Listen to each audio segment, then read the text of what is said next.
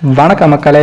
இன்னைக்கு நம்ம என்ன பார்க்க போறோம்னா, நடு இரவில் அழகிரி வீட்டில் நேர்ந்த கொடூர சம்பவம். பரபரப்பில் மதுரை. அதாவது மதுரையில் உள்ள முன்னாள் மத்திய அமைச்சர் அழகிரியின் பண்ணை வீட்டில் பூட்டை உடைத்து கொள்ளையடிக்க நுழைந்த மர்ம நபர்களால் பரபரப்பு ஏற்பட்டது.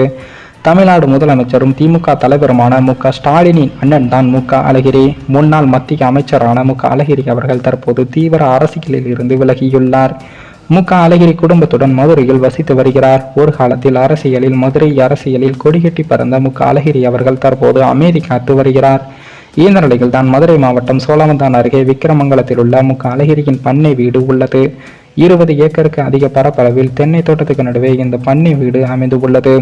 இங்கு அழகிரி தனது குடும்பத்துடன் சென்று ஓய்வெடுத்து வருவதை வழக்கமாக கொண்டுள்ளார். மற்ற நேரங்களில் காவலாளி மற்றும் பண்ணை பணிக்கு செல்வோர்கள் மட்டுமே அங்கு இருப்பார்கள். இந்த நிலையில் தான் இரவு நேரத்தில் அழகிரியின் பண்ணை வீட்டின் கதவை உடைத்து சில மர்ம நபர்கள் உள்ளே நுழைந்து இருக்கிறார்கள். இதற்கிடையில் தான் திடீரென்று கேட்ட சத்தத்தால் காவலாளி வீட்டை உள்ளே சென்று பார்த்து உள்ளார். காவலாளியை பார்த்த மர்ம நபர்கள் அங்கிருந்து வேகமாக வெளியேறி தலைமறைவாகி உள்ளார்கள்.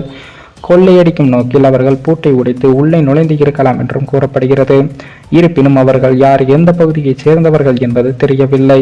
இதனையடுத்து பண்ணை வீட்டு மேலாளர் குட்டி சார்பில் சம்பவம் தொடர்பாக காடுவெட்டி போலீசாரில் புகார் அளிக்கப்பட்டது.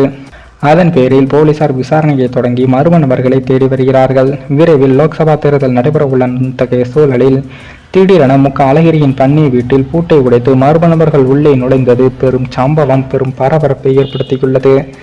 மேலும் இந்த வீடியோ ஏதோ ஒரு விதத்தில் உங்களுக்கு பிடித்திருக்கும் என்று நினைக்கிறேன். நம்ம சேனலுக்கு புதிதாக வீடியோ பார்க்கிறீர்கள் என்றால் மறக்காமல் சப்ஸ்கிரைபர் செய்துவிட்டு பாருங்கள். இன்னொரு வீடியோவில் சந்திக்கும் வரை நான் உங்கள் தமிழ்.